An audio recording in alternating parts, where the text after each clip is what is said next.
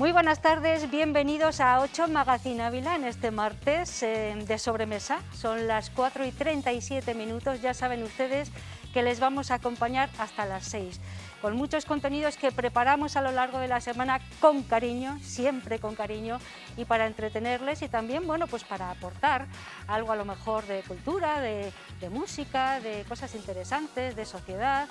Bueno, hoy hablaremos en primer lugar de cultura, porque tenemos nuestra sección de cultura abierta con Carolina Ares. En el Palacio Los Serranos se están desarrollando cursos muy interesantes y otros van a comenzar, como uno del que vamos a hablar, que es filosofía y cine, la vinculación, la relación entre la filosofía y cine, pero hablaremos de arte también y hablaremos de muchas otras cosas con Carolina Ares, como es habitual cada 15 días. Después nos iremos con María Quindos, ella es la nueva delegada provincial de la ONCE, va a estar aquí en plató con nosotros, nos va a presentar la nueva sede, de nuevo tenemos sede provincial de la ONCE en Ávila, y nos hablará también de los servicios que desde la ONCE se ofrece a todos los afiliados a esta organización. Tendremos una sección dedicada a patrimonio porque Jorge Díaz nos va a acompañar también como cada 15 días habitualmente, y vamos a hacer rutas. Si recuerdan ustedes, si nos siguieron hace 15 días, hablábamos de rutas por la provincia, ya que no podíamos salir de nuestra provincia. Hoy vamos a hablar de rutas por la ciudad, una ciudad desconocida muchas veces para los propios abulenses. Bueno, pues gracias a Jorge vamos a conocerla mucho mejor. Y tenemos en el último tramo de 8 Magazine Ávila, tenemos tertulia hoy. Vamos a hablar, fíjense ustedes, de la educación cívica, de eso y de muchísimas cosas más que van a ir saliendo, por supuesto. Terminaremos con música, esta es la propuesta de hoy, así que vengan con nosotros, vamos al sofacito porque ya tenemos aquí a Carolina Ares. Muy buenas tardes, Carol. Buenas tardes, Ana. Qué guapita vienes. Muchas gracias. Siempre viene muy guapa, Carolina, ¿eh? Bueno, vamos a hablar de toda la cultura que se fragua y que se gesta y que se cocina en el Palacio Los Serrano, que es mucha, ¿no? Sí, la verdad es que sí. Durante muchos años llevan desarrollando cursos de todo tipo, de distintos bloques. Hay además algunos que son muy demandados y que siempre tienen muchos seguidores. Pues, por ejemplo, el de lectura y memoria, que suele ser en horario más de mañana. Los de artes plásticas, que suelen tener varios grupos porque siempre están llenos y que luego llevan aparejadas una exposición. Y luego tienen toda la gama de cursos, pues de alguna manera cultural, pues que tenemos de literatura, tenemos de historia, tenemos de arte, tenemos de filosofía, y que de alguna manera van cambiando cada año, pero que todos los años traen propuestas muy interesantes. A mí me ha llamado mucho la atención uno, expresamente, del que vamos a hablar así con más detenimiento, que es esa vinculación entre la filosofía y el cine, ¿no? Sí, hay, bueno, este curso en concreto empieza dentro de 15 días, empieza el 18 de marzo, jueves, y la filosofía va al cine, se llama, y en él son solo 4 sesiones, con lo cual es muy asequible porque no es un compromiso muy a largo plazo. En él un poco pues van a trabajar un poco cómo la filosofía habla de cine, pero como también el cine tiene tintes filosóficos y nos puede ayudar a muchas de estas preguntas que muchas veces nos surgen como seres humanos, que piensan, que tienen inquietudes, a responder esas preguntas o las propuestas que hace el cine para responder a estas preguntas. Bueno, antes de entrar un poco más en profundidad en este curso y en los contenidos que va a tener, si te parece, podemos escuchar a una de las profesoras que va a impartir el curso. Se llama Pilar Esteban, me parece, ella es filósofa y amante del cine, por supuesto, ¿no? ¿Quieres que la oigamos? Perfecto. Porque ha querido estar con nosotros en el magazine, así Genial. que vamos a escucharla, vamos a escuchar a Pilar. Hola, buenas tardes. Muchas gracias por recibirme. Me paso por aquí simplemente para invitaros a asistir al curso que empezaremos el próximo 18 de marzo en el Palacio de Los Serrano y que he titulado La filosofía va al cine. No hace falta saber filosofía, no hace falta saber cine. Lo único que hace falta es tener ganas de ver las cosas desde otra perspectiva. Llevaremos veremos películas quizá conocidas, quizá menos conocidas, y escudriñaremos ciertos conceptos filosóficos que son relevantes para nuestra vida cotidiana.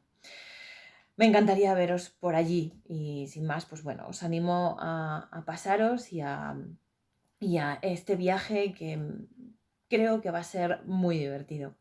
Muchísimas gracias. Un beso.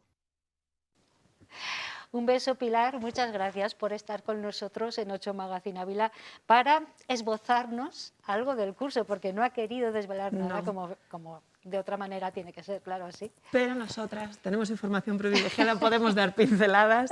Vale. Todo esto sin adentrarnos, porque un poco el programa está, todos estos cursos tienen un programa que se puede descargar de la página web donde están los precios, los horarios, los contenidos, todo. Entonces, lo que han hecho en este caso, en este curso, es desarrollarlo desde cuatro sesiones, 4 perspectivas, 4 temas distintos. El primero van a ver Cinema Paradiso, que es un clásico del cine y bueno, suponemos que también tendrá mucha relación con la filosofía, entonces explicarán un poco el lenguaje cinematográfico, el lenguaje filosófico, utilizándola como punto de partida, pero luego van a tratar temas tan relevantes, tan de actualidad como la realidad, pues un poco el mito de la caverna, Platón. Van a trabajar dilemas morales y quieren trabajar también la identidad, la propia identidad y todo esto, pues eso, Cinema Paradiso es una película muy conocida, El show de Truman, Alicia en el País de las Maravillas, no sé cuál versión, también te lo digo, El Mago de Oz. Sí que es verdad que hay películas menos conocidas, pero que también pues, sirve un poco para equilibrar. Bueno, un curso muy interesante que empieza en 15 días. Sí. Pilar Esteban, que es una de las profesoras, no sé cuántos profesores van a impartirlo.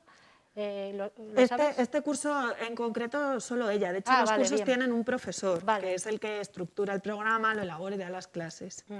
Pilar Sí. Esteban es la encargada de esa asociación entre la filosofía y el cine, muy Sí. interesante. ¿Todavía se puede inscribir la gente? Sí, se pueden inscribir hasta que estén llenos los grupos, entonces pues que aprovechen y que vayan, que no lo dejen, faltan 15 días, pero que no lo dejen para mañana, porque una vez se cierre el grupo, pues ya no se han puede. quedado sin plaza. Además, hay que decir que están llevando muy rigurosamente Claro. las medidas de seguridad. Bueno, vale, nos parece Sí. muy bien, así tiene que ser. Claro. La cultura tiene que seguir fluyendo, pero con medidas de seguridad, Claro. y en Palacio Los Serrano lo hacen. Sí. Otro curso muy interesante es de conventos y Sí. de monasterios de Castilla y León. Sí, ahora que podemos salir ya más allá de la provincia. Vamos a ver, Sí, con cuidado, ¿no? Como todo. Con cuidado, sí, evidentemente. Pues este curso empieza 2 días antes, empieza el 16 de marzo. Entonces es un curso que va un poco, sobre todo, pues tanto los conventos como los monasterios forman parte de la historia del arte. Entonces, como igual que cuando hablamos de un cuadro, hay ciertas pistas en un cuadro que nos van a dar ayudar a conocerle, a saber de qué época es, o qué representa, o qué temas está tratando, a los conventos y a los monasterios les pasan igual, con ciertas pistas. Pues la simbología o la arquitectura o todo este tipo de cosas nos van a dar pistas de la época, de la orden a la que pertenece el convento, de quién pudo ser su fundador. Entonces, en este caso el profesor es Raimundo Moreno. Este es un poco más largo, durante 9 semanas va a ir andando en los distintos tipos de convento. Están clasificados además de acuerdo a la orden religiosa a la que pertenecen, entonces van a ver conventos y monasterios, pues por ejemplo San José, van a ver la Santa, San Francisco, pero también de fuera, como por ejemplo Santa Clara de Tordesillas, donde estuvo Juana la Loca encerrada, pues van a trabajar sobre esos temas. ¿Y cuándo empieza este curso? El martes 16 de marzo. O sea que tenemos algunos monasterios de aquí, de Ávila, Sí, representados en de el Ávila curso, capital, y otros, claro. por ejemplo. Sí, o San Esteban de Salamanca, pues hay monasterios muy variados o conventos de todo tipo, pues además eso, agrupados, pues Santo Tomás, por ejemplo, conventos y monasterios dominicos, Santo Tomás. Entonces, puedes aprender a leerlos, puedes aprender a ver, pues por ejemplo, que Santo Domingo, que es el patrono de la Orden de los Dominicos, es el fundador, lleva aparejado pues la estrella, la llama, el perro. Entonces, si tú lees una fachada, llegas a una fachada y lo ves, ya identificas la orden, pero tienes muchas más cosas, Santo Tomás. Las granadas, ¿a qué nos va a remitir? Pues a los reyes católicos. Entonces, todo ese tipo de cosas es muy importante aprender a verlas, y seguro que en el curso lo van a explicar mucho mejor que yo. Claro, vamos a conocer y vamos a entender mucho mejor ese patrimonio, ¿no? En este caso de monasterios y de conventos. Hay muchos en Castilla y León, hermosísimos, de órdenes diversas, que gracias a este curso vamos a poder identificar casi de inmediato. Claro, ¿no? sí. Bueno, y hablábamos también de otra programación paralela que hay en Los Serrano, que es muy interesante también, porque nos ofrece una vida imprescindible, y más ahora, ¿no? En esta época tan sórdida en la que estamos viviendo, hay que llenarse de arte, de cultura, de actividades, ¿no? Hay que aprovechar, aprender también, que es un momento que se presta especialmente a todo este aprendizaje cultural, tanto porque se están tomando muchas medidas para que se puedan asistir a clases, a cursos y demás, sino porque además también están haciendo una oferta muy buena por internet. Entonces es un momento de aprovechar este tipo de cosas. Bueno, ¿qué nos recomiendas entonces que sigamos? Bueno, aparte de los cursos de pintura, o, en fin, tú aquí como en tu casa. No, si fuéramos, todos lo somos además, tus amigos, ¿tú qué nos dirías? No, yo siempre recomiendo pues aprender, Claro. claro, siempre. Y sobre todo, escoger temas que te gusten, porque si no se te va a hacer pesado. Entonces, si sientes cierta inquietud por la filosofía o por el cine o por la historia del arte, aunque igual nunca te hayas planteado el tema, pues los conventos y los monasterios, al final una parte muy importante de la historia del arte ha evolucionado por el arte religioso. Entonces, todo ese tipo de cosas nos pueden servir de punto de partida. Bueno, hoy nuestro centro de interés ha estado en el Palacio Los Serrano, en su programación cultural, pero hay muchas otras actividades que se están haciendo en Ávila, ¿verdad? Sí. Y que merece la pena, bueno, pues también de alguna forma conocer y participar en ellas. Sí. En alguna, por ejemplo, de la sombra del ciprés. Bueno, ahora no sé en qué estáis ahora. Pues ahora mismo estamos organizándonos para todo el año. Estamos que si los grupos de trabajo, qué proyectos van a salir adelante, que no, pues estamos en ese tipo de cosas organizativas. De hecho, esta mañana cuando he salido del cole tenía largo y tendido para leer, pero bueno, bien, también tenemos compañeros que están a punto de sacar libro. Ya, pues cuando llegue el momento ya darán más detalles quien le corresponda. Pero nosotros ahora mismo estamos organizando. Muy bien. Son las propuestas que nos trae hoy Carolina Ares. Hemos hablado de un curso muy interesante de filosofía y cine, otro relacionado con los monasterios y los conventos de Castilla y León, una programación estable y habitual que tiene también el Palacio Los Serrano, y de otras perspectivas culturales que tenemos gracias a la Sombra del Ciprés y a otras iniciativas también culturales que hay en Ávila, ¿verdad? Sí, pues yo qué sé, la biblioteca pública también trabaja mucho estas cosas. Y sí, luego dentro del propio Palacio de Los Serrano, aparte de los cursos, también hacen conferencias que siempre son interesantes y de temas también muy variados, pues de música y de cine, de teatro, siempre están moviéndose. Además, todo esto se hace con todas las medidas de seguridad oportunas. Yo creo que son los espacios, los lugares más seguros que existen, todos los relacionados con la cultura, así que vamos a aprovecharlo, ¿verdad? Sí, y siempre siendo respetuosos, eso también, si nosotros no nos sentimos bien o lo que sea, también parte de esa seguridad viene de nuestra responsabilidad y eso hay que mantenerla. Carolina Ares, muchísimas gracias por estar aquí un martes más. Nos encontramos dentro de 15 días, ¿te parece? Muy majilla Mafalda ahí, ¿eh? Claro, para hablar de filosofía. Para hablar de filosofía. Bueno, con Carolina ponemos un puntito y seguido porque hacemos una pausa publicitaria, pero vamos a continuar hablando de muchas cosas interesantes.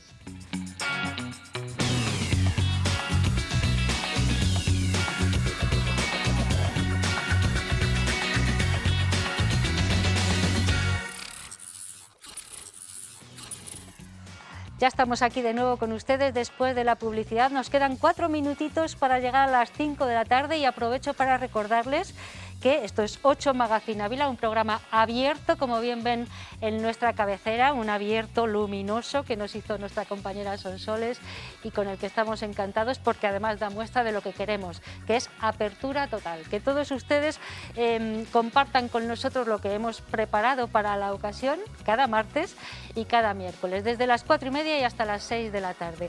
Y ahora vamos a hablar de la organización 11. Tiene una larga vida en Ávila también, pero sí que es verdad que desde hace un tiempo que decidió cerrar su oficina en Ávila y hasta hace no mucho hemos estado sin sede oficial provincial en la capital abulense para toda la provincia. Ya saben que trabajan para toda la provincia. Desde el mes de septiembre, me parece que me dice ahora la responsable de ONCE en esta provincia, está abierta de nuevo la oficina provincial de la ONCE en Ávila. María Quindós, esa responsable de la ONCE en la provincia de Ávila, está con nosotros en plató. Queremos presentársela a todos ustedes porque tampoco es muy conocida, lleva poquito tiempo como delegada provincial de la ONCE. María, un placer tenerte aquí. Buenas tardes. ¿Cómo estás? ¿Bien? muy contenta. ¿Cuánto tiempo llevas al frente de la ONCE en esta provincia? No mucho, ¿no? Bueno, pues 3 meses, 5 ya, desde noviembre. Desde noviembre, Es se que nos pasa pasa muy el rápido tiempo. el tiempo, Buf, sí. fíjate, y con esta situación que estamos viviendo, todavía el tema temporal le tenemos ahí Sí, como es un poco verdad. raro, ¿verdad? Sí, sí. Bueno, o sea que ya hace unos meses que Sí. estás al frente. No sé cómo te sientes tú en este cargo, en esta responsabilidad, María. Pues encantada. Todavía creo que estoy aterrizando un poco, tanto en la ciudad como en la oficina, porque todo es muy nuevo y todos los días aprendemos cosas. Al final tenemos un trabajo muy dinámico y cada día es muy diferente, pero me siento súper contenta y muy orgullosa también de lo que hacemos. Claro, María, tú eres afiliada de la ONCE, ¿verdad? Claro, sí. Sí. Desde los 17 años. Desde los 17 años. Y por lo que veo, te has metido de lleno en la organización y te has implicado pues, en cuerpo y alma, claro. Sí, primero la ONCE se implicó conmigo, porque cuando lo necesité me ayudaron y a partir de ahí vi que también tenía opciones de trabajar dentro de la organización y como te digo, pues es que es una oportunidad que me encanta porque es un trabajo que me hace sentirme bien y realizada con lo que hago cada día. Bueno, vamos a hablar de la nueva sede de la ONCE. Bueno, tenemos que decir que es una sede que está en el mismo lugar que ya estuvo en su momento, cerró sus puertas por diferentes contingencias, ha vuelto a abrir en el Jardín de San Roque, hemos de decir, ¿no? Y si quieres, mientras hablamos, podemos ver un poco la sede, ¿te parece? Pues me Bueno, parece la apertura fenomenal. de una oficina así física es muy importante, ¿no? Sí, yo creo que es imprescindible, era una prioridad porque se sabía de la importancia y cuando se ha podido, pues se ha abierto, ha pasado, como tú dices, es la misma, solo que ha pasado por chapa y pintura y yo creo que ha quedado un espacio muy bonito y sobre todo muy funcional también para las necesidades que tenemos hoy en día. Claro, es importante eso, ¿no? Que sea funcional, que sirva para lo que requieren todos los afiliados y también todos los usuarios que pueden de alguna manera recabar información allí y después Claro. afiliarse o no, ¿no? Claro. Esa es la principal función al final de una agencia de la ONCE, por supuesto ser el centro de referencia para los afiliados, pero también ser un centro de referencia para los trabajadores, ¿no? Para toda nuestra red de vendedores. Aquí en Ávila pues también intentamos combinar las dos cosas. ¿Cuántos afiliados tiene la ONCE en la provincia? Pues rondábamos unos 355 y la verdad es que desde que abrimos este número ha incrementado un poquito porque, bueno, antes los servicios eran los mismos, pero sí que es cierto que las personas se tenían que desplazar fuera de Ávila para llevar a cabo la afiliación y yo creo que el hecho de tenerlo más cerquita ha facilitado esa labor. Bueno, háblame un poco de con quiénes trabajan desde la ONCE. ¿Cuál es el colectivo al que van dirigidos todos los servicios de los que vamos a hablar a continuación? ¿Qué colectivo es?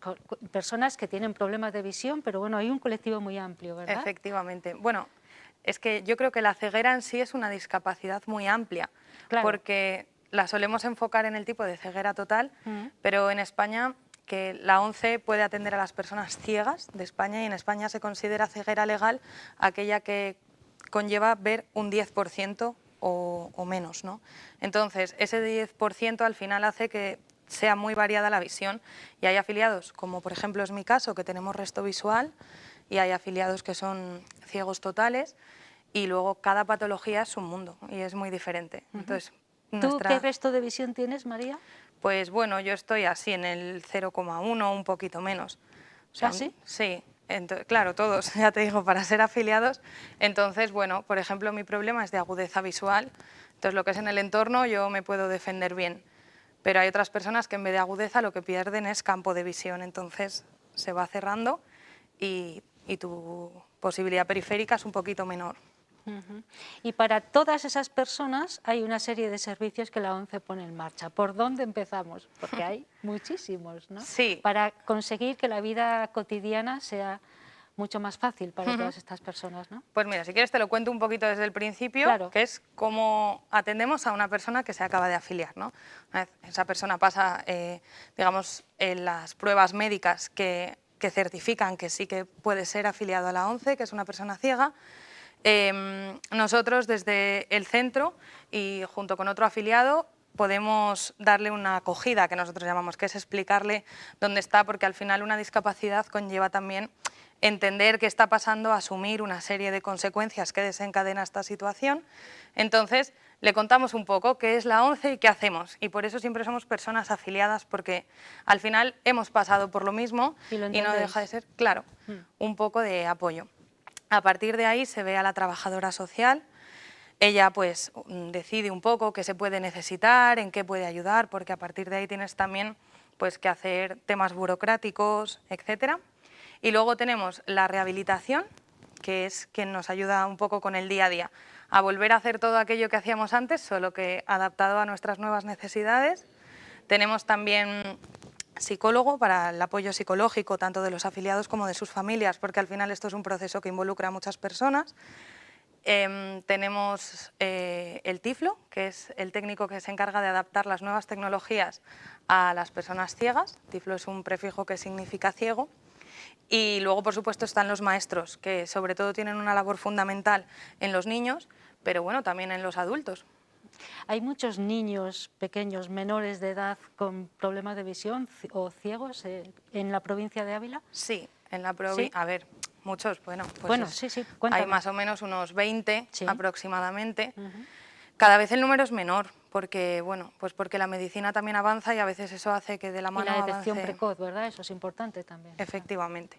Pero bueno, aún así hoy en día hay 20, nosotros contamos con 2 maestros y atienden pues por toda la provincia. Bueno, nosotros hemos podido ir hace poquito a la sede vuestra y hemos visto y hemos preparado además unas pequeñas imágenes de una exposición de material que teníais tiflológico, ¿no? Que ayuda a las personas ciegas pues a manejarse, a leer, a hacer mil cosas, a escribir. Mientras hablamos me puedes contar, son aparatos a veces muy curiosos y a nosotros, a los que no tenemos problemas de visión, nos parecen muy difíciles de utilizar, ¿no? Sí, porque sobre todo, como tú dices, son curiosos, Sí. pero a veces son las cosas más sencillas y sin embargo para nosotros suponen una diferencia enorme. En esas imágenes que ahora las vemos, sí, vale, sí, vamos a que verlas. vamos a ver, pues había una parte dedicada a todo el ámbito escolar, que son métodos que se desarrollan para que los niños puedan estudiar de manera inclusiva, es decir, adaptar la enseñanza normal en las aulas a un código que los niños con deficiencia visual puedan también seguir la clase con normalidad, ¿no?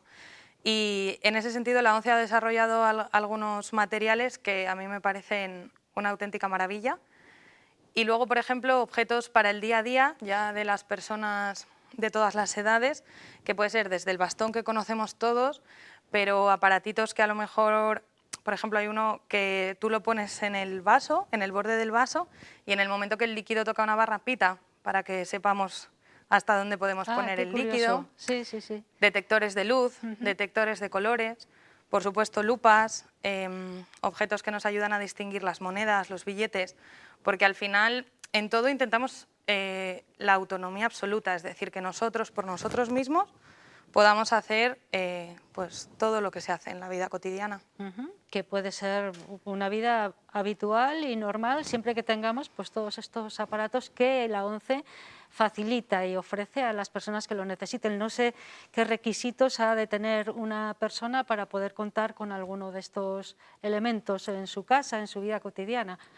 Pues principalmente necesitarlo y a partir de ahí es bastante fácil. Efectivamente la ONCE cubre la mayoría de estas necesidades y pone a disposición de los afiliados de Ahí manera... estamos viendo bastones, algunas gafas y Claro. ahora veremos alguno de los aparatitos que tú los nos has filtros, estado por diciendo. ejemplo. Sí, las lupas, ¿no? Entiendo. Claro, es que Claro. como te decía, al final la discapacidad visual es muy diversa. Sí. Entonces, pues por ejemplo los filtros de luz es algo imprescindible para nosotros. Eso es una línea Braille que lo que consigue es convertir el teclado normal del ordenador, lo puedes utilizar o bien normal o bien a través de esa línea Braille y a la inversa. Si tú estás leyendo un texto, que a la persona usuaria de Braille se lo señalice en puntos.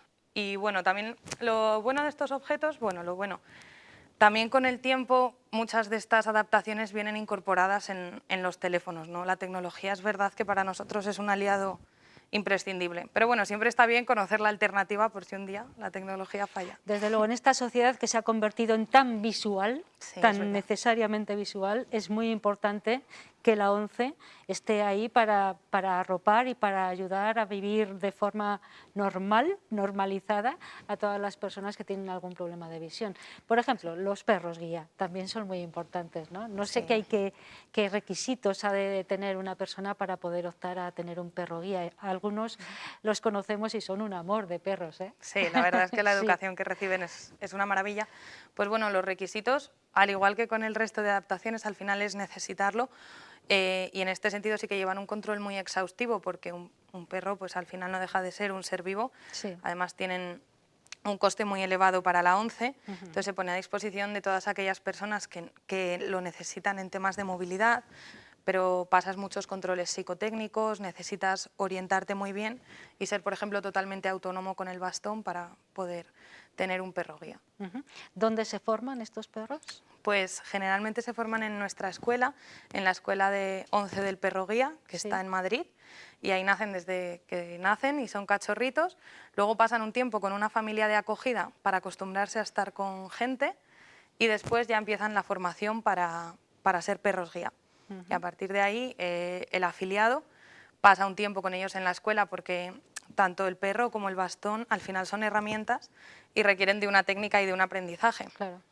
Bueno, María, ya en estos minutito y medio que nos queda, sí que me gustaría que me dijeras, creo que ya en otra ocasión hemos podido tener aquí a Javier con su perro y además que nos contaba cómo estáis pasando esta situación de pandemia en la que en la mayor parte de las ocasiones se nos impedía tocar, que era algo importantísimo para vosotros, ¿no? Sí. En fin, ¿cómo lo estáis pasando?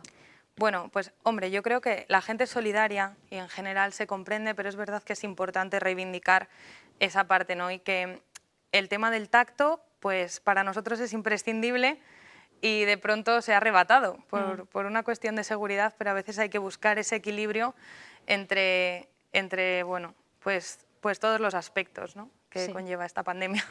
Pero bueno, lo seguiremos reivindicando y seguiremos intentando dar nuestro punto de vista y razonar. Por supuesto, hay que hablar de todas esas cosas y reivindicarlas, como bien dices. María, ¿algún proyecto que tengáis así a corto o medio plazo que me quieras contar? Pues mira, por ejemplo, está siendo para nosotros ahora mismo prioritario el voluntariado, captar voluntarios, que hace falta para, en estos momentos precisamente de pandemia, ayudar a la gente que está sufriendo las consecuencias más duras y más vulnerables. Y ahora tenemos ahí a la vuelta de la esquina el concurso escolar, que es otro de nuestros programas también prioritarios, en el que participan un montón de coles de toda la provincia, así que estamos muy contentos. ¿Cómo contactar con vosotros? Pues muy fácil, siempre, por supuesto, en nuestra agencia, o llamando por teléfono, o llamando a cualquier otro centro de la ONCE, y siempre se nos va a derivar al centro más cercano. Buscando la ONCE Ávila vamos a encontrar la fórmula, ¿no?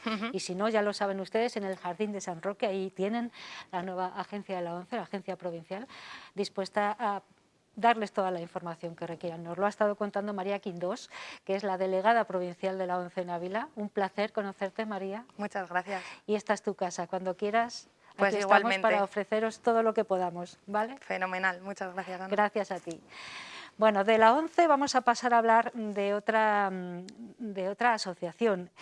AFER se llama esta asociación, que es de familias de enfermos, de personas con enfermedades raras o sin diagnosticar. Ya saben ustedes que el pasado domingo fue el Día de las Personas con Enfermedad Rara o sin diagnosticar. Queremos que vean ustedes un pequeño vídeo para que se den cuenta un poco de cuál es la filosofía de estas familias. Todos somos raros, es lo que nos quieren decir.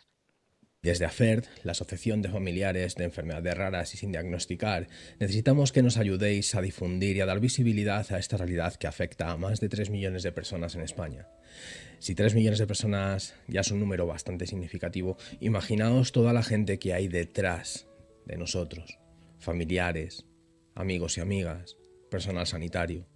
Y todos estamos unidos, todos estamos luchando y todos estamos comprometidos por un mismo objetivo, la esperanza. Os esperamos, uníos a nosotros, porque juntos somos invencibles.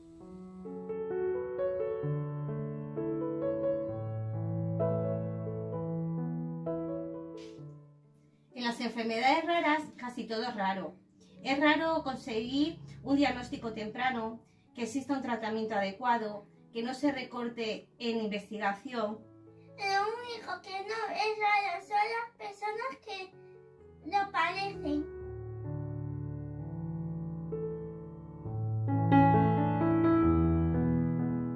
¿Qué pasaría si no investigara la cura para el COVID-19? ¡Qué locura! También necesitamos más investigación en las enfermedades raras para obtener lo antes posible un diagnóstico, para tener un tratamiento, para que no haya tanto desconocimiento en estas patologías, porque la investigación es esperanza para los afectados y sus familias. Yo padezco una enfermedad rara, pero soy tan raro como tú. Yo padezco una enfermedad rara, pero soy tan raro como tú. Yo soy tan rara como ellos, aunque no padezca una enfermedad rara. Y soy tan rara como tú, porque al fin y al cabo, cada uno de nosotros tenemos nuestra originalidad y nuestras rarezas que nos hacen únicos.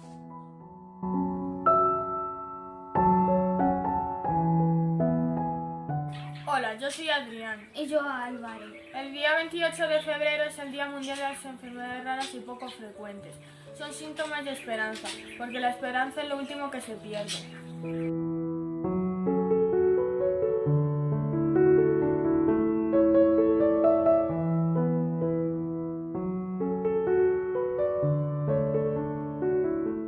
Hoy, el Día de las Enfermedades Raras, queremos demandar a todas las instituciones públicas de nuestro país una mayor dotación económica para la investigación, para la detención precoz, para el tratamiento de todas las enfermedades raras. Y no olvides que todos somos raros.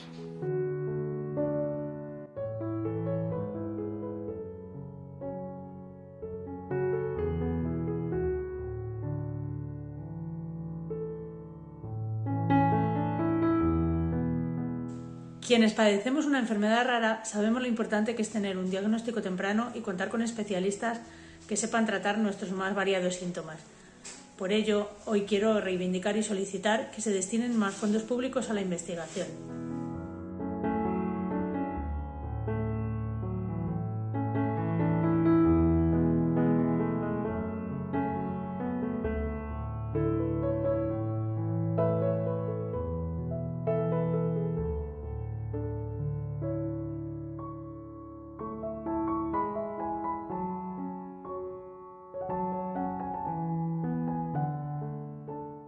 La inclusión nos maneja nuestra enfermedad.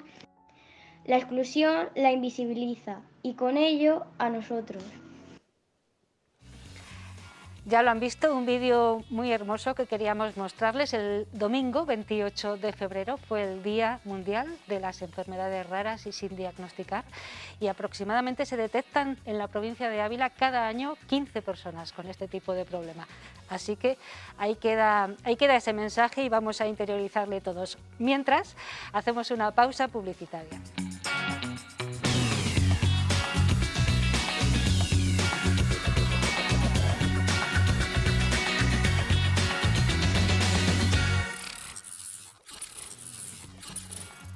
Son las 5:22, aquí estamos con ustedes en 8 Magazine Ávila, espacio abierto, les acompañamos desde las 4:30 y hasta las 6, todos los martes y los miércoles también. Nos apetece mucho compartir con ustedes la sobremesa, hemos hablado ya de muchas cosas, pero nos quedan muchas todavía por hablar y por compartir con ustedes. Por ejemplo, vamos a hablar de patrimonio. Ya saben que periódicamente Jorge Díaz, que es arqueólogo, también guía de turismo, nos acompaña para hablarnos de patrimonio. Le damos las buenas tardes. Jorge, ¿qué tal? Hola, buenas tardes. Vamos a recordar a los espectadores y a quien no lo vieron hace 15 días nuestro programa, se lo vamos a contar por primera vez. Hace 15 días Jorge nos planteaba unas rutas por la provincia porque podíamos nada más que movernos por la provincia, entonces era buen momento para aprovechar y conocer sitios.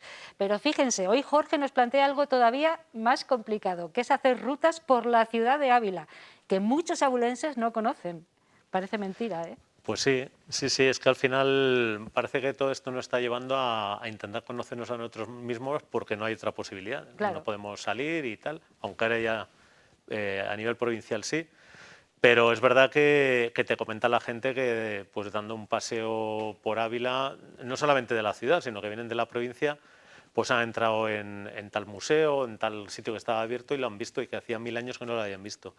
Y yo creo que eso siempre nos pasa, ¿no? Que a lo mejor lo más cercano es lo último en nuestras prioridades. En nuestro día a día tenemos otras cosas que hacer y los fines de semana también. Al final queda ahí eso, que resta mucho. Yo siempre digo que si vas a Mallorca te vas directamente a ver la catedral y a lo mejor no has visto la de Ávila en los últimos 15 años.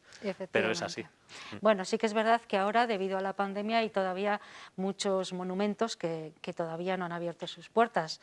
Uno de ellos es la catedral, ¿no? Sí, exacto. Hay algunos monumentos que llevan ya varios meses cerrados.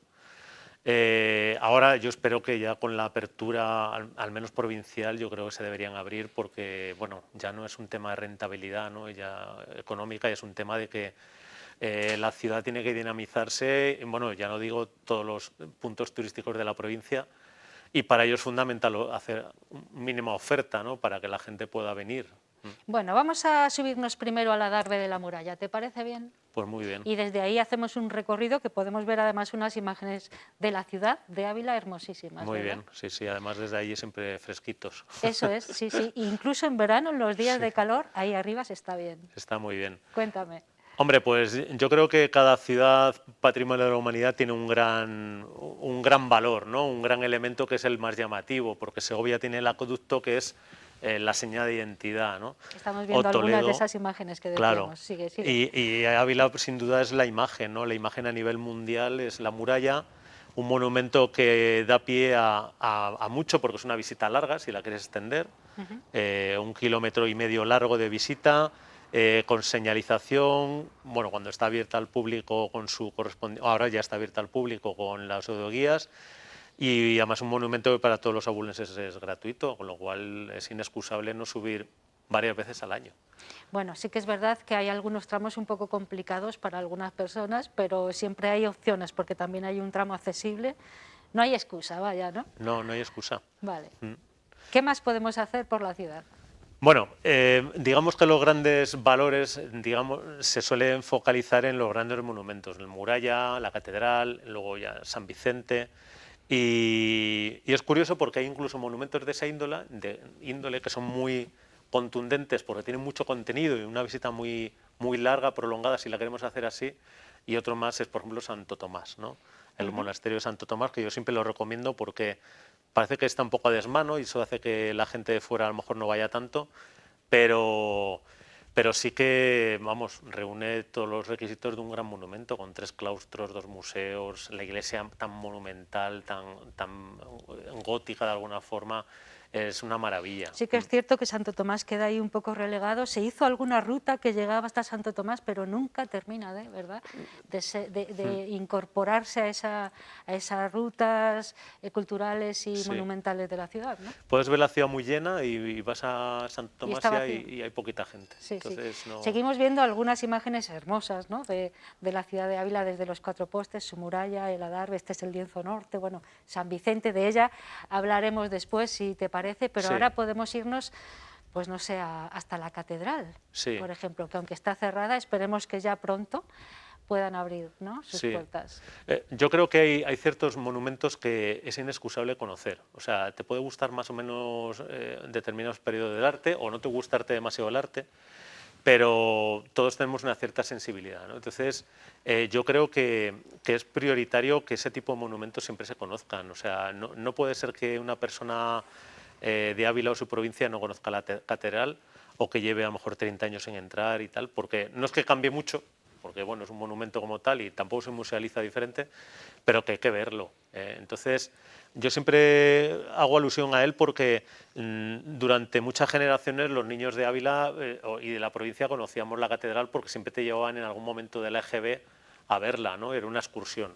Bueno, eso siempre está bien, pero encima, pues bueno, te llevan a Ávila, te llevan a ver a lo mejor lugares teresianos o la catedral, para un niño a lo mejor no es lo más llamativo, no es como un parque temático, pero ¿qué pasa? Que mucha gente de esas generaciones a lo mejor solo ha entrado esa vez.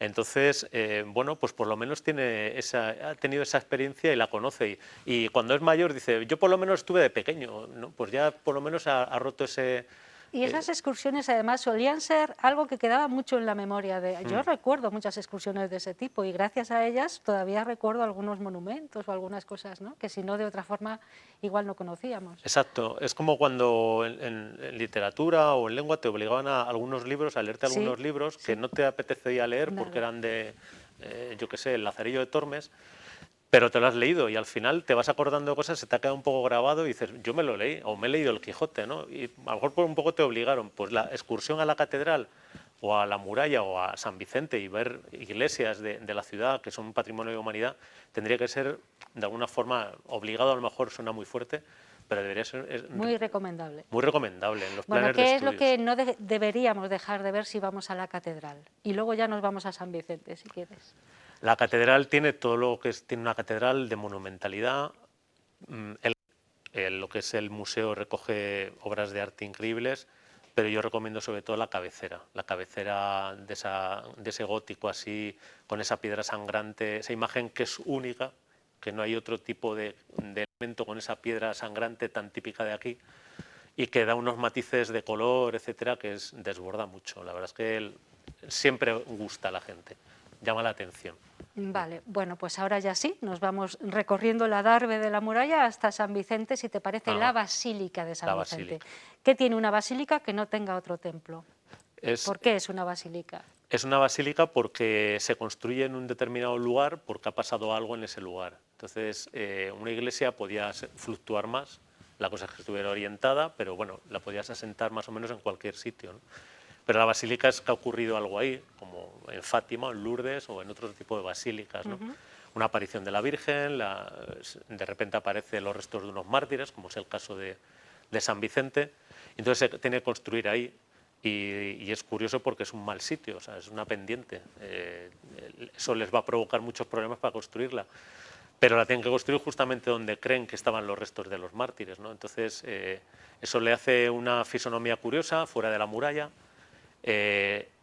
unas enormes dimensiones porque iba a venir mucha gente a verla y un monumento desbordante también. O sea, mucha gente que no es de Ávila, cuando ve la basílica por fuera y no ha entrado en la muralla, piensan que es la catedral, porque es muy grande, unas dimensiones colosales para un románico tardío, ¿no? O sea, la verdad es que es un monumento muy a tener en cuenta. Y los mártires, para quien no lo sepa, son Vicente, Sabina y Cristeta. Y Cristeta, bueno, sí. Que además, dicen, se conservan ahí sus restos, ¿no? Hay un mausoleo ahí tremendo, ¿no? Bueno, dicen, por eso digo dicen, ¿no? Porque no está muy claro. No, ahora ya parece más bien que no. O sea, bueno, hay discrepancias, parece que les trasladan en un momento dado, las últimas versiones que se están dando, que se conserva algún fragmento de hueso en algunos de los escapularios que hay allí, pero físicamente en principio no están, parece. Bien.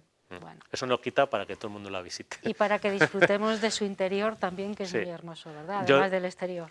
Yo también como símil siempre pongo que si en Santiago de Compostela te dicen que no está el apóstol, pues que no creo que baje el turismo ni los peregrinos. O sea, yo creo que la gente por devoción seguiría yendo, aunque se supiera que no está, y por turismo también. O sea que... Bueno, ya son cosas que son casi un poco más anecdóticas, ¿no? Muy bien.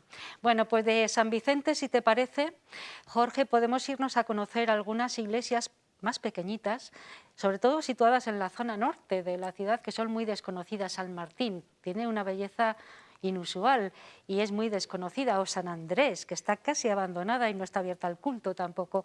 Hay iglesias muy bonitas, muy singulares, que los ciudadanos de Ávila no conocen muchas veces, ¿no? Ya no te digo los forasteros, bueno, quizá mejor los forasteros que los ciudadanos de Ávila, ¿no? Sí, quizás los forasteros más porque cuando se abren al público, que prácticamente solamente son apenas 2 meses en verano, con el programa de la Junta de Abrimos en Verano, sí. Cuando la gente lo sabe de fuera, pues va a verlas, ¿no? Y luego la gente a lo mejor de Ávila, pues si ve la puerta abierta en un momento dado, pues se asoma. Pero hay gente de Ávila que no conoce muchas de estas iglesias. San Segundo quizás más por el culto, porque es más continuada la romería y la fiesta allí. Y esos días está abierta, pero muchas otras están casi permanentemente cerradas y eso hace que mucha gente no las conozca. Por ejemplo, San Andrés, ¿qué belleza tiene, ¿no? Cuéntanos, háblanos de algo. San Andrés es como la culminación del románico de la ciudad, porque se conserva muy bien, sobre todo el interior de lo que es la apariencia románica. Está muy desnuda, porque no tiene patrimonio así de retablos, de mueble. Entonces te da mucha la sensación al entrar de esa solemnidad que tenía el románico, ¿no? Que era a pequeña escala pero muy oscuro, muy cercano a Dios, etcétera, ¿no? Es esa la sensación que querían crear y es la que te llevas, porque a lo mejor hay otras iglesias románicas de la ciudad pues que están más adornadas, entonces distorsiona un poquillo más ese efecto, ¿no?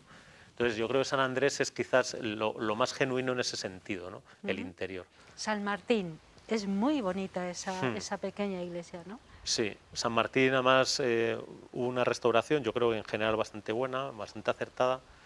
Tiene algunos elementos de patrimonio muy atractivos y tiene el único campanario en ladrillo, la piedra y el ladrillo del campanario, que yo creo lo hace también muy singular, ¿no? Es esta que estamos viendo. Es esta que estamos viendo ahora mismo, efectivamente. Sí, sí. Preside mucho, o sea, se la ve desde muchos contornos. Luego ya mucho más discreta Santa María de la Cabeza, que también tiene... que es esta de ahora, sí. Que también tiene su cosa, porque ahí están combinando el ladrillo al interior, es un efecto como del mudéjar aplicado a una ciudad en la que el ladrillo pues es más secundario respecto a la piedra, y tiene también mucho encanto. Además es una ermita como muy rural, pero está en la ciudad. Muy bien, de todas estas cosas también habla Jorge habitualmente en el Palacio de los Serrano, de estas y de otras, ¿no? Hemos estado antes hablando de la cultura que germina ahí en los Serrano, tú también estás allí pues hablando un poco de patrimonio, de estas rutas, ¿no? Y de cosas muy interesantes. Sí, porque, bueno, pues dado como esta época, pues la gente se apunta a estos cursos sabiendo que es muy limitado todo lo que puedas hacer, ¿no? Sí. Pero aún así, pues yo lo que estoy impartiendo se han llenado todas las plazas. O sea, la gente luego está deseando, es gente de la ciudad que quiere que le hablen de cosas de la ciudad. O sea, que realmente luego te interesa el sitio donde vives y que te lo cuenten de alguna forma, ¿no? Somos muy vagos también, cuanto más nos lo cuenten mejor, ¿no? Hombre, y si lo cuentan también como Jorge Díaz, pues ¿quién no se apunta, Jorge? Claro. Y a mí si me lo ponen en una tele mejor todavía, o sea, a mí me gusta, la verdad es que te lo den un poco masticado está bien, pero es verdad que ese interés está ahí, ¿no? O sea, que de alguna forma hablar de cosas cotidianas, pero que pasas por su exterior y, bueno, entras alguna vez un poco furtivamente y de repente a lo mejor lo puedes ver o te lo cuentan con más sosiego y lo puedes apreciar mejor y la gente, yo creo, en general nos gusta mucho, ¿no? Bueno, van abriendo nuestros monumentos, ya saben que a la muralla ya podemos subir, que es gratuita para los aulenses, como decía Jorge, van abriendo también los templos, abrirá pronto la catedral, no dejen de ir a verla y recordar sus tiempos de niño a lo mejor, o en fin. Todo esto nos lo ha estado contando Jorge Díaz, arqueólogo, guía de turismo, que nos acompaña quincenalmente. Pensamos a ver para dentro de 15 días qué rutas hacemos, ¿te parece? ¿O de qué hablamos? Va a haber muchas, o sea, habrá que muchas sin problema. Cosas. Bueno, gracias Jorge, un placer como siempre. Igualmente. Bueno, hacemos otra pequeña pausa publicitaria. No se muevan que ahora tenemos tertulia después de la publicidad.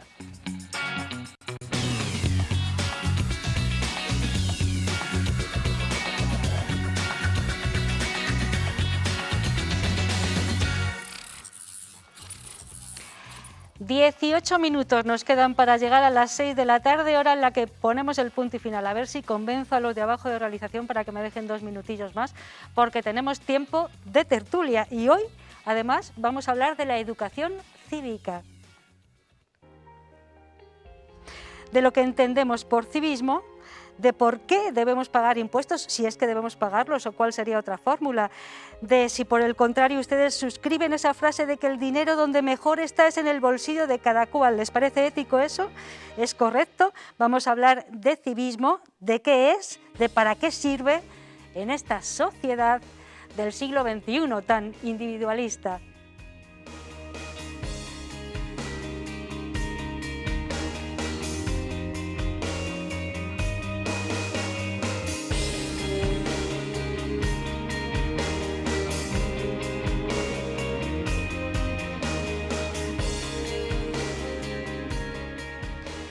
Fíjense ustedes, educación cívica, impuestos, dirá la gente, ¿de qué van a hablar estos señores? Bueno, tenemos a Julio Collado a mi derecha. Julio, buenas tardes. Buenas tardes. Rubén Jiménez a mi Muy izquierda, Esther Bueno a mi izquierda, pero un poco más allá. Buenas Muy tardes, buenas ¿qué tal? a los tres, gracias por estar aquí. Pero de la asignatura, de educación cívica, de la ¿Te asignatura. acuerdas de la asignatura aquella? Que en paz descanse. Que en paz descanse. Bueno, Duró era poco. una propuesta de Julio, que a mí me pareció interesante. Rubén nos hizo otra, que podemos luego otro día hablar de ella, porque también es interesante, pero bueno, ya que proponías, Julio, hablar de educación cívica, ¿qué es lo que querías contar hablando de educación cívica? Bueno, pues yo creo que educación cívica, que a mí me parece fundamental, porque si vivimos en sociedad, educación cívica es saber vivir con los demás. Y entre ese saber vivir es compartir. Y en ese compartir, lo primero es compartir los impuestos. Es decir, dar algo para recibir algo. Si yo quiero recibir hospitales y educación buena, y buenas escuelas, buenos hospitales, autopistas, autovías, residencias para mayores, tengo que aportar. Entonces, cada cual debe aportar según sus posibilidades, lo dice también la Constitución, no así, pero en el artículo 31, según sus posibilidades, y a cada cual, o cada cual tiene que recibir según sus necesidades. No dice nada. Ese es el intríngulis y esa es la verdadera educación cívica. Ya. Es decir, ser capaz de pensar y de saber que vives con otros, que vives en una comunidad. Y debíamos de estar orgullosos. A mí me parece que hay que estar orgullosos de contribuir con los impuestos a que te pase un percance, te tengan que operar, y seas rico o pobre, pues estés despreocupado porque te van a atender gratuitamente. ¿Y por qué no nos sentimos tan orgullosos? ¿Quién quiere hablar por Bueno. aquí? Porque tenemos para hablar mucho, ¿no? Bueno, pues yo creo que esto viene enlazado con lo que hablábamos en una de las últimas tertulias, con el tema de la política, de lo público, de lo privado. Por ejemplo, se me ocurre que en los últimos años, en los últimos 15, 20 años, se ha denigrado muchísimo lo público, tanto la educación, tanto la sanidad, como la necesidad de lo público, y el capitalismo feroz que nos ha gobernado en esto y nos sigue gobernando en estos últimos años, pues ha apostado todo, absolutamente todo, a lo privado. Entonces, cuando en la segunda parte de Julio, lo que más me interesaba de lo que me estaba diciendo es que hay que pagar impuestos. Yo creo que todos lo tenemos claro, es el sentimiento, es decir, no que quiero pagar impuestos, pero que mis impuestos sirven para algo, que no me importa pagar los impuestos. Ese sentimiento es el que ahora mismo yo creo que nos falla, que no tenemos. Sentimos que el pago de impuestos es una obligación y que no nos Casi está un castigo, aportando nada. ¿verdad? Y yo creo que no ponemos en valor todo lo que nos dan nuestros impuestos, la cantidad de cosas, desde las farolas de la calle, las calles, la educación, la sanidad y un montón de cosas, pero que no ponemos en valor, bajo mi punto de vista. ¿Esther? Bueno, yo creo que es que muchas veces lo público se convierte en algo que parece que no es nuestro. Es decir, cuando tú dices educación pública, ¿es tuya? Sí, es tuya también, ¿no? Entonces yo creo que es un sentido también de pertenencia a lo público que mucha gente no tiene y también un sentido de solidaridad. Es decir, creo que la educación solidaria, en solidaridad, que tiene mucho que ver con el civismo, creo, muchísimo. Es todo. Es todo. Quiero decir, que un niño, un joven sepa que solidariamente, si él aporta en el futuro cuando trabaje una parte de su salario y va a servir para hacer algo para la comunidad, es una forma de educar. No sé si se educa, vosotros sois docentes, en instituto, por ejemplo, no sé si se educa en eso. El problema es que la educación no es la escuela.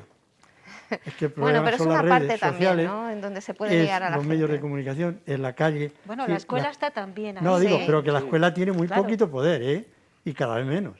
Que ese es otro problema, claro. Y si encima, como decía antes Rubén, lo público se denigra, hay que plantearse por qué. Esa es el quid de la cuestión. ¿Por qué se denigra y quiénes denigran lo público? ¿Quiénes están en contra de pagar impuestos? Porque hay intereses de que todo se privatice y que todo lo hagan empresas privadas. ¿Pero por qué? Pero claro, ¿Por qué y quiénes? por dinero, por negocio. Claro, pero cuando ganan dinero, cuando pierden, ayúdame que pierdo dinero. Pero cuando hay que llevar un tren o hay que llevar una línea de autobús a un pueblo recóndito en la sierra, lo lleva la empresa privada. O un colegio privado se monta en Mijares. O ahora mismo las telecomunicaciones, estamos hablando que en Castilla y León estamos, por desgracia, con la ciudad y con el pueblo, iba a decir, la España vacía, la España vaciada. ¿quién lleva las telecomunicaciones a pueblos donde viven 10, 15, 20 habitantes? ¿Una empresa que no va a ganar dinero?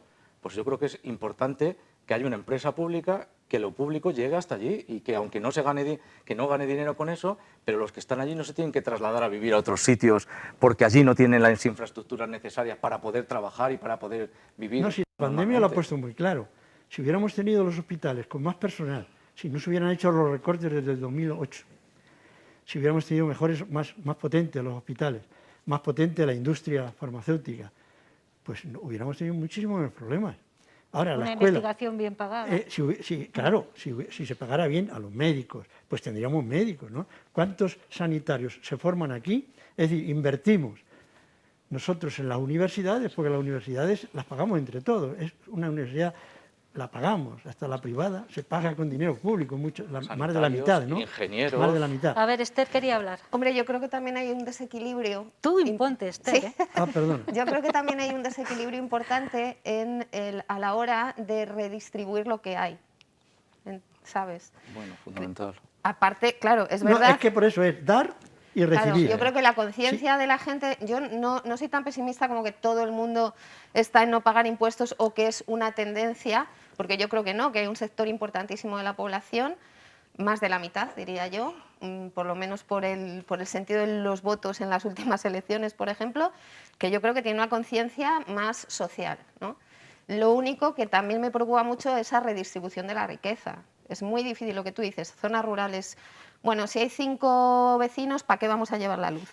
¿No? Eso es. O si hay una población muy envejecida, ¿para qué va a haber un maestro para 3 niños? Pues entonces, a ver, esa redistribución es que es muy difícil de fundamental. calibrar.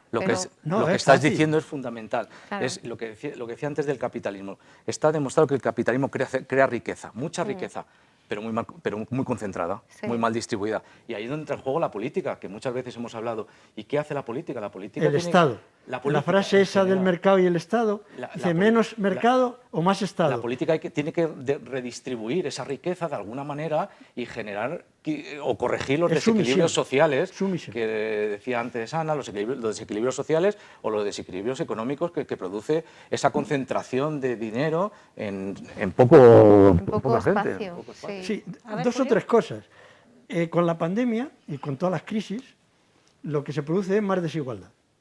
Es decir, lo de la redistribución, curiosamente, los que más se llevan son las clases de arriba.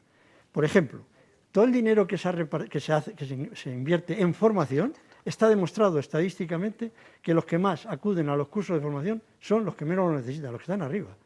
Los de abajo no llegan. Entonces, primera cuestión, el 10% de la población mundial, un 10%, tienen el 80% de la riqueza del mundo. Un 10%.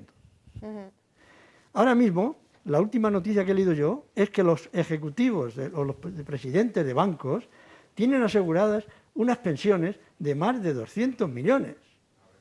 Mientras están echando a trabajadores y a trabajadoras una reconversión brutal del banco. Entre otras cosas porque se deshumanizan los bancos y ahora todo lo hacen en maquinitas o por internet. Sí, porque mira, yo por ejemplo, yo he sido asalariada y ahora soy empresaria, pequeña empresaria, ¿no? Entonces puedo hablar un poco desde los 2 puntos de vista. ¿Eres pyme? Sí, yo soy pyme. Pyme. Entonces, ¿qué pasa? Que yo tengo trabajadores y me conozco su vida, ¿no? Sus hijos, sus problemas. Entonces, claro, cerrar una pequeña empresa no es cerrar tu empresa, que es horroroso porque es un proyecto de vida que tienes, sino también la vida de esa gente que está a tu lado. Claro. Eso no lo tiene un banco, ¿sabes? Entonces, cuanto las sociedades anónimas, por eso se llaman a sociedades anónimas. Claro, entonces yo creo que también hay que hacer una reflexión también importante en ese tema, que en España una amplia mayoría de los trabajadores son pequeñas empresas o trabajadores de pequeñas empresas o empresas familiares. Y realmente, no es por tirar para mí, ¿no? Pero es verdad que no se toma en cuenta ese sector tan amplio de la población. Sí se habla de vez en cuando las pymes, tal, no, pero realmente existen. Y son las que más pagan. Y tenemos y pagamos muchos son impuestos. Las que más pagan. Precisamente porque las grandes... y estamos bajo la lupa de todo, ¿sabes? Como estás abierto, todo el mundo puede ir a verte. No, pero que las grandes tienen buenas asesorías jurídicas y abogados, muchos que han salido de lo público, de las inspecciones, hasta de Hacienda, ¿no? Y luego se ponen a trabajar para empresas.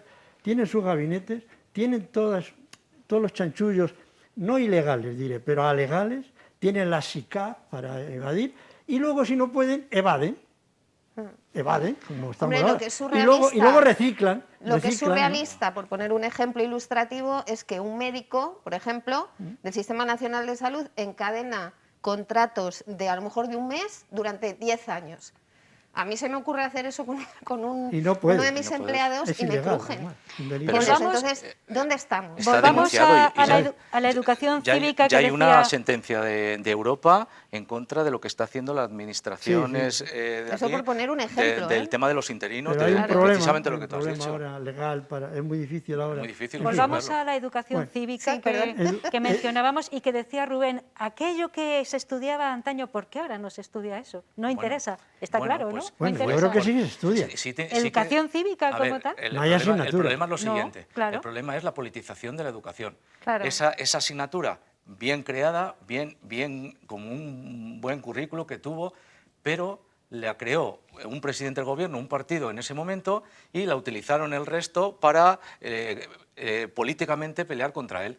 Si hubiera habido un consenso, si lo hubiera hecho otro partido, si hubiera pasado otra cosa, probablemente hubiera seguido estando ahí, pero además es que fue clarísimo, fue el punto en el que atacaron a ese presidente del gobierno por esta asignatura, cuando es una asignatura que yo creo que es demandada y que no hay ningún problema porque se dé en la sociedad, pero verdad que sucedió así. Eso sucedió, pero yo creo que la educación cívica, vamos a ver, las posturas o las actitudes o las actividades incívicas de algunos personajes que ahora en estos momentos, empezando por el que fue rey y terminando por el youtuber sigue siéndolo emérito, ¿eh? Que sigue siéndolo, pero emérito. Bueno, que fue rey. Ya, ahora será rey emérito, que es diferente de rey, vale. Porque le han puesto un apellido. Sigue. Digo, y terminando, o yo qué sé, por este que se ha ido a Andorra, los youtubers.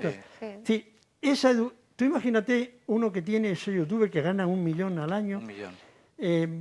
Haciendo no sé qué, pero que le siguen un montón de adolescentes.